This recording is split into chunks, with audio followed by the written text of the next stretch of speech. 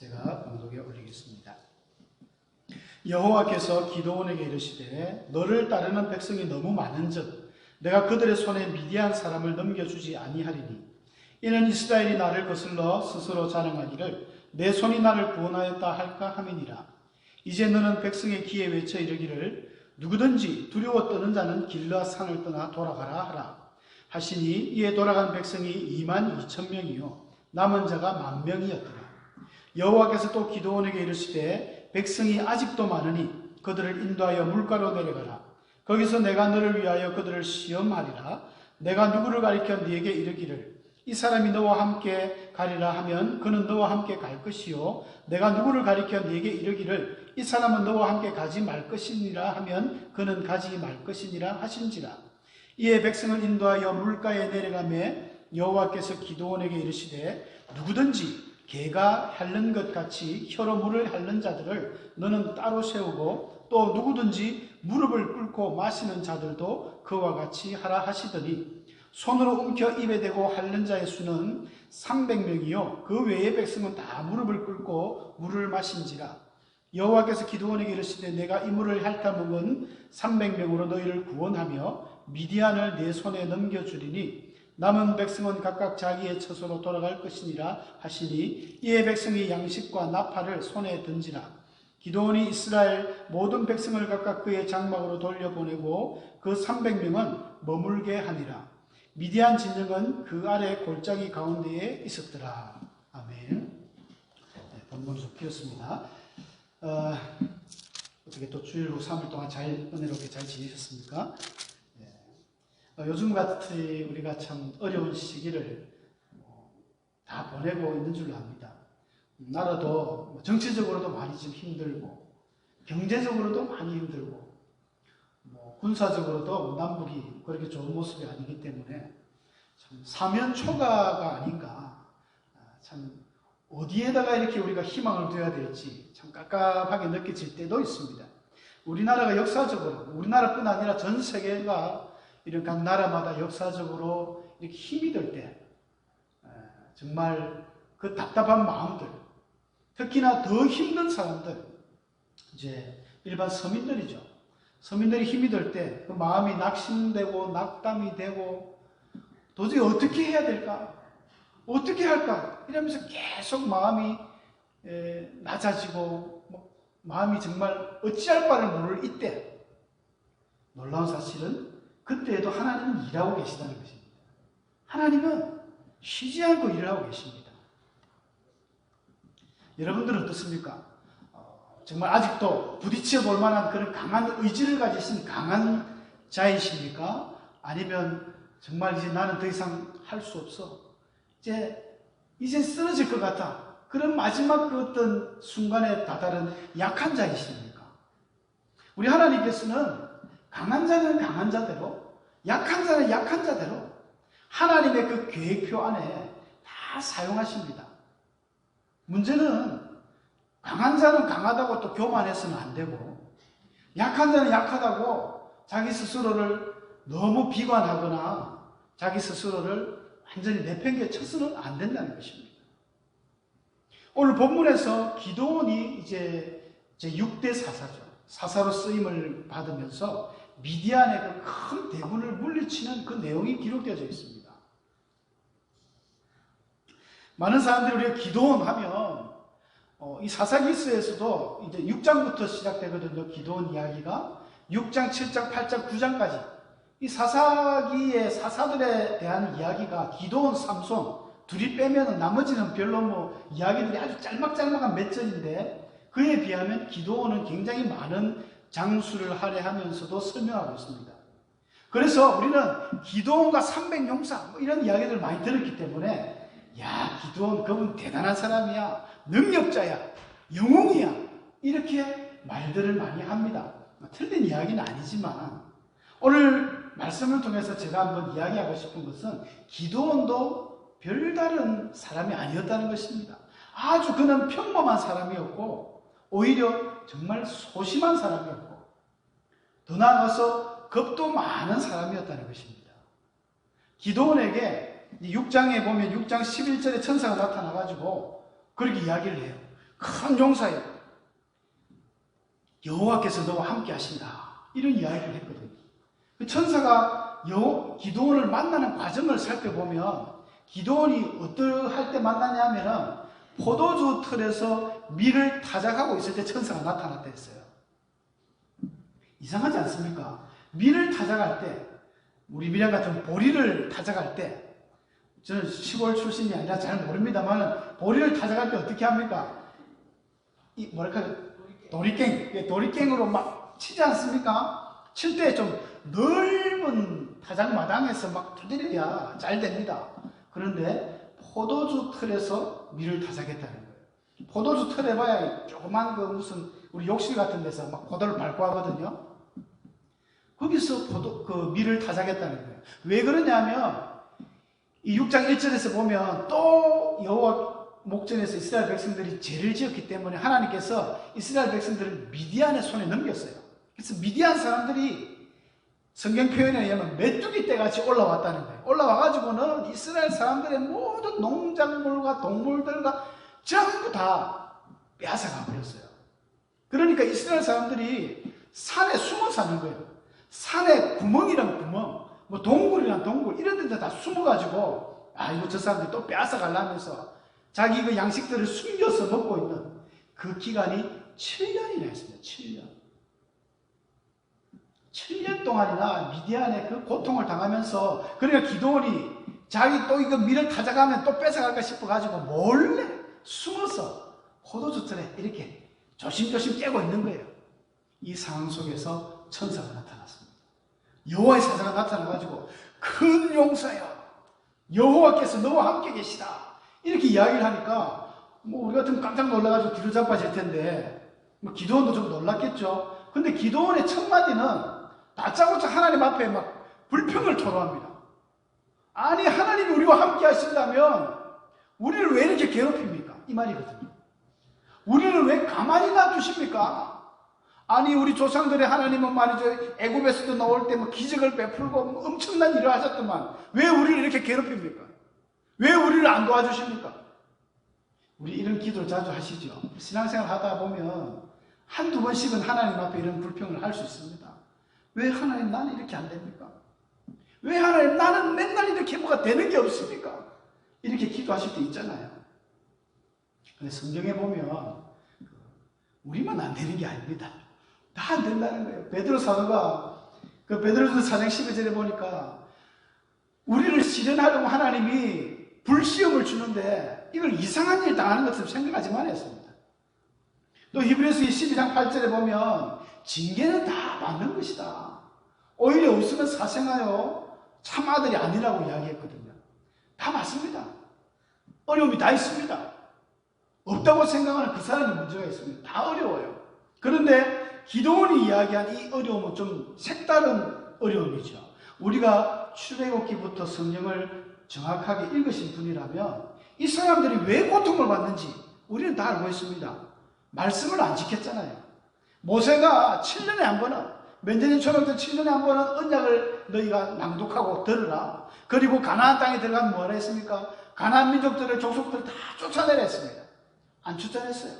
안 쫓아내다 보니까 그들과 같이 동거하며 살다 보니까 동화가 되어버리죠. 시집을 보내고 아들을 장가를 보내고 하니까 처가에서 섬기던 신들을 풍습을 쫓는 거예요. 또 아들이 또 말이죠, 여의자를 며느리를 받았는데 며느리를 하게 되죠. 또 아들도 그 장가를 갔더니 그쪽 신을 다 섬기게 되고 이러면서 우상을 막 섬기고 타락을 하게 되죠. 성경에 보면요, 레위기서 말씀을 보면 이런 말씀이 나옵니다. 레위기서 18장 3절에 보면 너희는 애굽 땅의 풍속을 따르지 말며 가나안 땅의 풍속과 규례도 행하지 말고, 이 풍속이라는 게 제가 구구사전을 찾아보니까 그 사회에 오래전부터 내려오는 어떤 전통적인 생활 전반의 유행이나 습관이라고 합니다. 가나안 땅에 풍습이 있어요. 이집트만의 풍습이 있습니다. 다 주로 우상의 그런 풍속이죠. 그래서 하나님께서는 이런 걸 미연에 아예 하지 말라고 경고를 했습니다. 레위기서 18장 30절에도 보면 너희는 내 명령을 지키고 가정한 풍속을 하나라도 따름으로 스스로 더럽히지 마라. 그리고 레위기 20장 23절에도 너희는 내가 쫓아내는 족속의 그 풍속을 따르지 말라. 내가 그들을 가증히 여기노라. 그럼에도 불구하고 이스라엘 백성들은 그 풍속을 쫓아행하는 거예요. 그래서 어려움이 왔습니다. 이 기도원이 하나님 앞에 따질 일이 아니거든요. 내가 실수해가지고, 내가 잘못해가지고 온 그런 지금 곤란과 어려움이 바로 기도원의 질문이었습니다. 이런 상황 속에서 이제 천사를 만난 기도원이 천사에게 그런 이야기를 합니다. 당신이 진짜 천사 맞습니까? 당신이 진짜 천사 맞습니까? 기도원은 의심스러웠어요. 처음에는 어이구 천사가 왔구나 이러면서 이 원어 성경에도 보면요 13절하고 15절에는 내 주여 할 때 주는 아도니아를 쓰거든요. 아도니아는 이제 하나님이라는 이야기입니다. 여호와의 천사나 여호와나 그냥 뭐 하나님을 보는 거예요. 이스라엘 사람들이. 그런데 17절에 가가지고 물을 때는요 그렇게 물었어요. 기드온이 그에게 대답하되 만일 내가 주께 은혜를 얻었사오면 나와 말씀하신 이가 주 되시는 표징을 내게 보이소서. 여기서 주라는 것은 약간 또 원어적으로 의미가 틀려. 당신이라는 표현이에요. 당신이 진짜 하나님 맞느냐. 내게 사인을 보여달라. 표징을 보여달라. 야, 감도 크죠? 그랬더니 좋다 보여주겠다. 천사가 보여주겠다. 그러면은 내가 집에 가서 빨리 가서 이 무교병 빵하고 고기를 준비해 올 테니까 잠깐 기다리십시오. 내가 기다리겠다. 다녀. 그래서 집에 가서 급하게 무교병과 염소를 잡아가지고 왔어요. 오니까 그대로 있는 거예요, 천사가. 그래서 천사가 반석 위에 좀 펼쳐놔봐라. 반석에다가 염소고기하고 무교병을 탁 올려놨어요. 거기다 국을 부어라. 국까지 부었네요.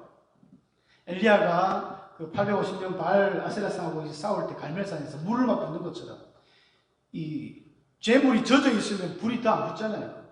그렇게 해놓고는 여호와의 천사가 지팡이를 딱 대자마자 뻥 하면서 불이 확 붙어요.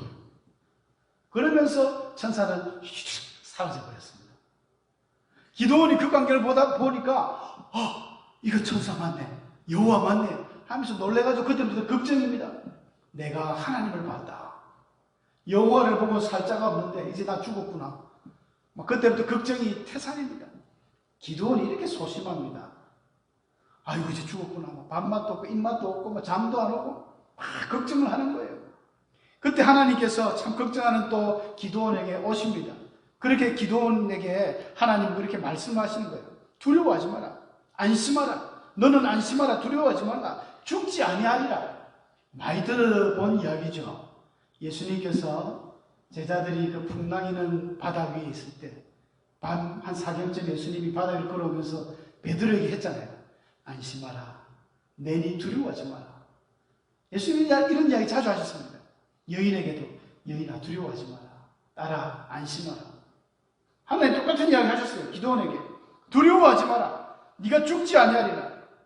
그러니까 기도원이 그때부터 안심을 하고 제단을 쌓고 그 이름을 여호와 살로입니다.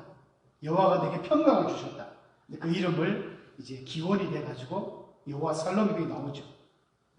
이런 사건이 있은 뒤에 기도원이 야 내가 진짜 하나님께서 택하신 모양이다. 이 마음이 조금씩 이제 생긴 거예요. 그래서 하나님이 첫 번째 미션을 던졌습니다. 첫 번째 이제 네가 해야 될 일 하면서 너희 집에 가서 너 아버지 요아스가 섬기는 그 바알 신들 박살내라. 아버지가 그 데리고 있는 둘째 수소가 7년 됐어요. 참 의미가 있죠. 미디안에게 7년 동안 숨어 있으면서도 그 7년 동안 애지중지하면서 키운 둘째 염소, 그 염소를 잡아서 번제를 드리라는 거예요. 집에 있는 그 바알상과 아세라상을 찍어가지고 그 나무를 쪼개서 불태워가지고 너가 아버지 둘째 수소, 그 애지중지한 둘째 수소를 번제로 드리라. 굉장히 힘든 미션이었습니다. 왜냐하면 아버지뿐 아니라 모든 종가 어르신들하고 동네 사람들이 다 그 바알 신을 섬기고 있는데 그 신을 막 회파를 해버린 거예요.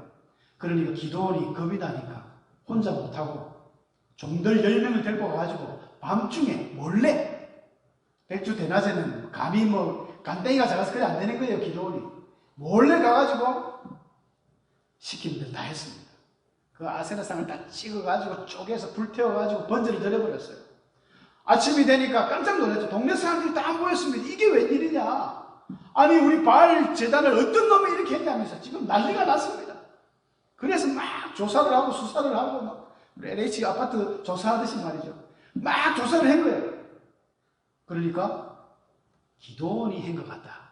기도원의 알리바이가 성리가 안 돼요. 너 어젯밤에 뭐 했어? 따지고 보니까 이제 기도원이 갔다 가면 돌 맞아 죽을 판입니다. 그때 누가 기도원을 도와주느냐? 자기 아버지가. 팔이 안으로 굽는다고 요아스가 나타나가지고 야, 이 사람들아, 바알이 신이라면 우리가 그 바알하고 싸우겠는가? 바알이 진짜 신이라면 바알 제단을 저렇게 엎은 사람들은 바알이 가만두지 않을 것 아닌가? 우리가 어리석게 이렇게 뭐 바알을 이야기하고 대신 싸울 이유가 뭐 있나? 듣고 보니 맞거든요. 그래서 기도원이 살았습니다. 갔다 가면 죽을 뻔한 것을 아버지가 또 살려준 거죠. 이 사건 이후로 기도원의 별명이 생긴 게 여룹바알입니다. 바알과 싸웠다는 말이 여룹바알이거든요. 바알을 대항했다.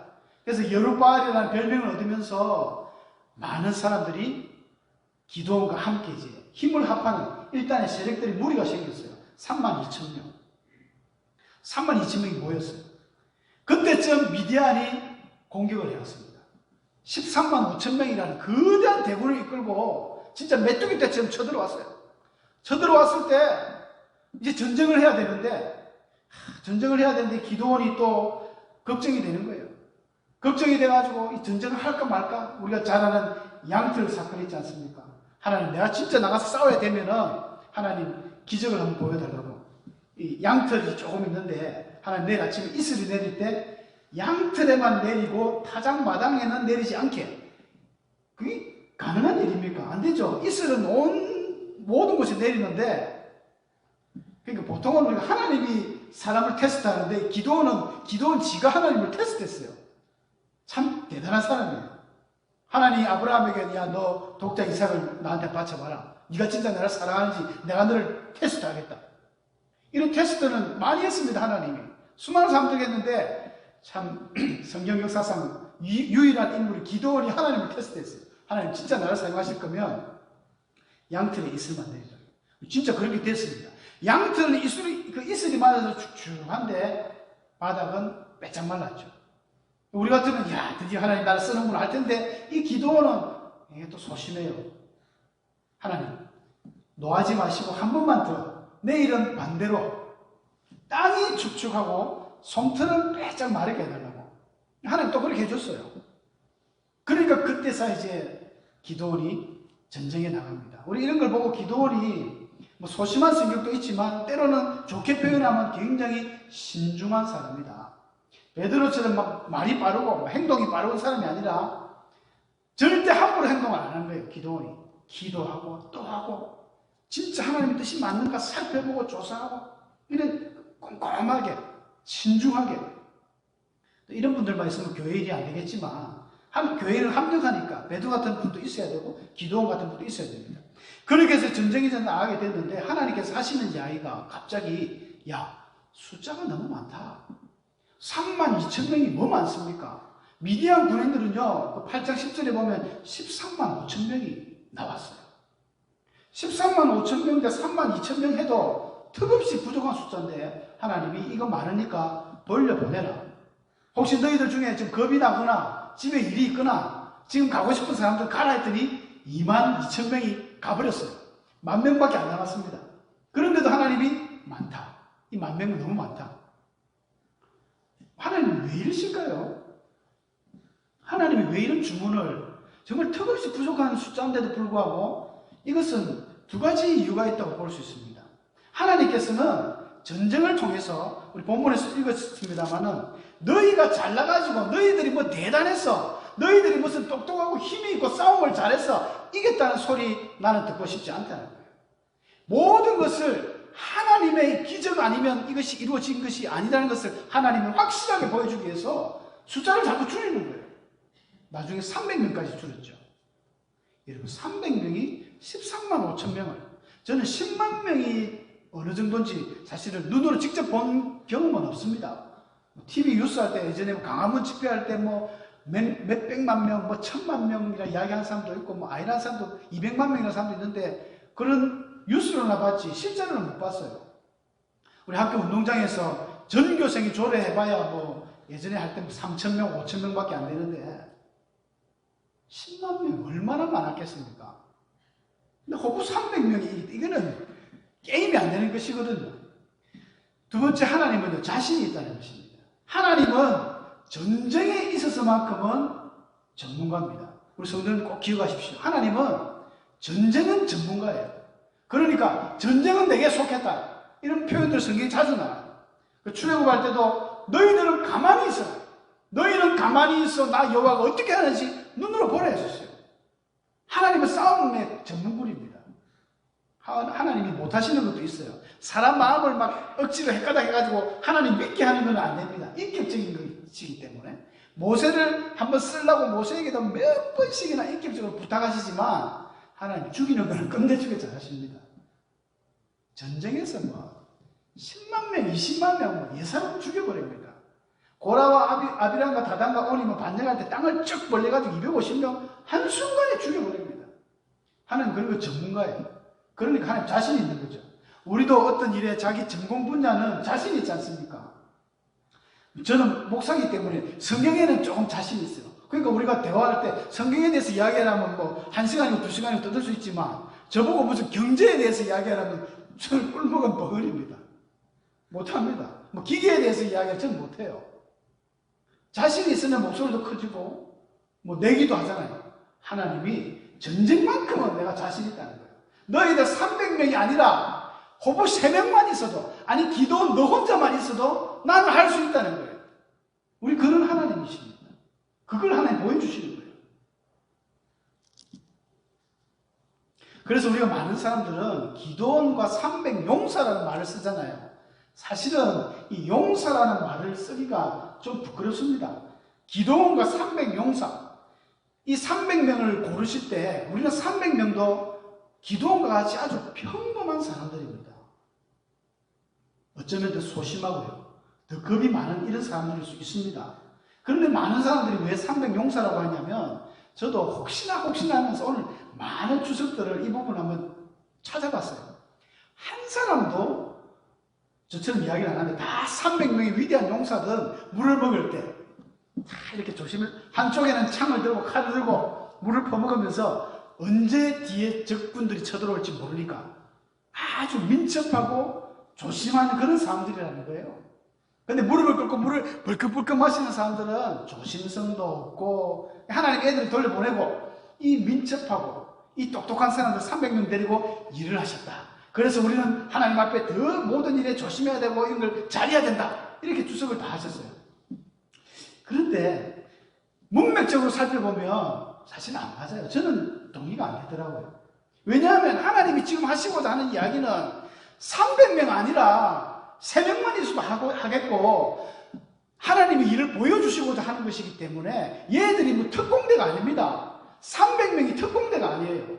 어쩌면 기도원과 뭐 이런 표현 괜찮은지 모르겠습니다만, 기도원과 함께하는 300명의 찌질이들, 300명의 못난이들, 이런 표현이 오히려 더 맞습니다. 성경에도 그래서 하나님께서 성경에 보니까 개처럼, 개가 핥는 것 같이 물을 어떻게 혓바닥으로, 여러분 집에 가서 한번 고양이처럼 개처럼 물을 한번 드셔보십시오. 얼마나 힘든지.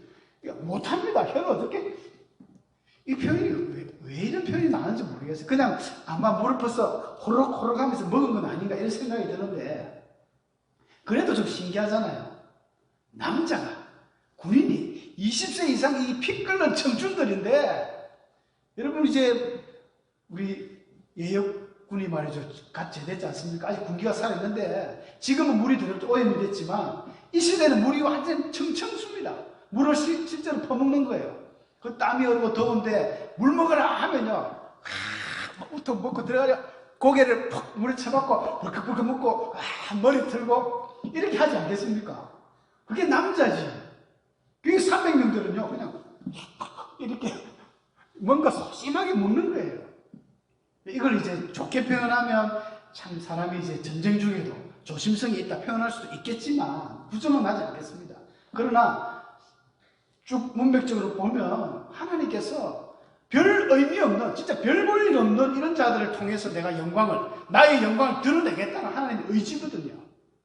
지나치게 쌍방병을 용사, 특공대 이런 표현은 좀 아닌 것 같다는 생각이 듭니다. 특공대들이 전쟁을 하는데 횃불 들고 나갑니까? 항아리하고 횃불, 나팔밖에 없었어요.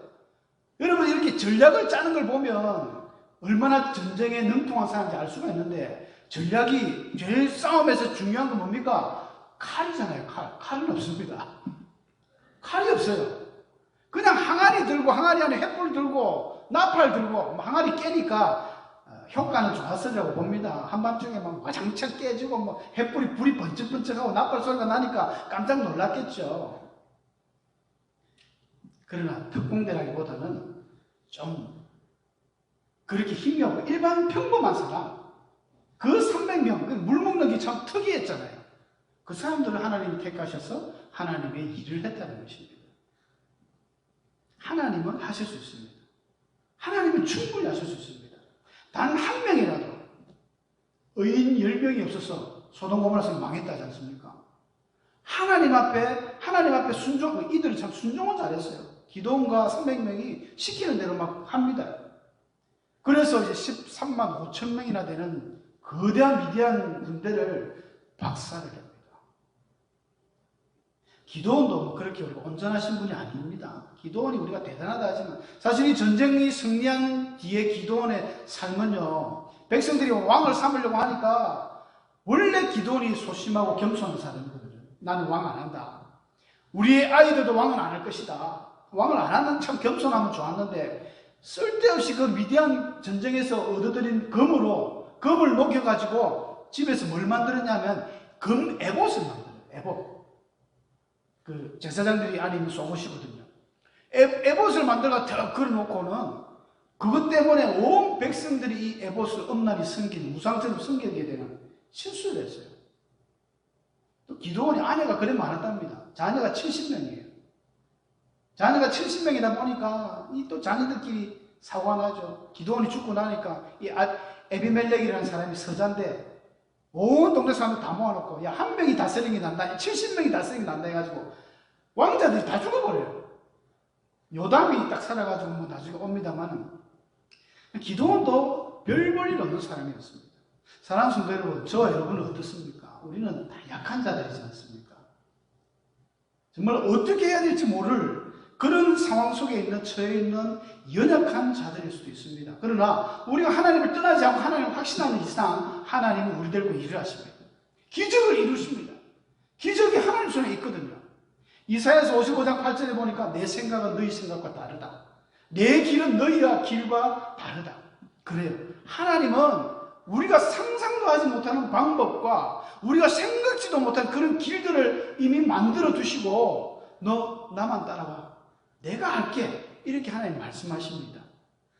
우리가 지혜가 많으면 얼마나 많겠습니까? 우리가 똑똑하면 얼마나 똑똑하겠습니까? 하나님은 다 계획에 있어요. 너 나만 따라오면 내가 할 테니까 나를 따라라. 우리 그런 하나님만 따라가시면, 믿음으로 따라가시면 우리가 이루지 못하는 일들, 놀라운 기적들이 현 세계에서 다 체험하고 하나님 앞에 영광 돌리는 우리 성도들 될 줄로 믿습니다. 이 시간 우리 기도하시겠습니다.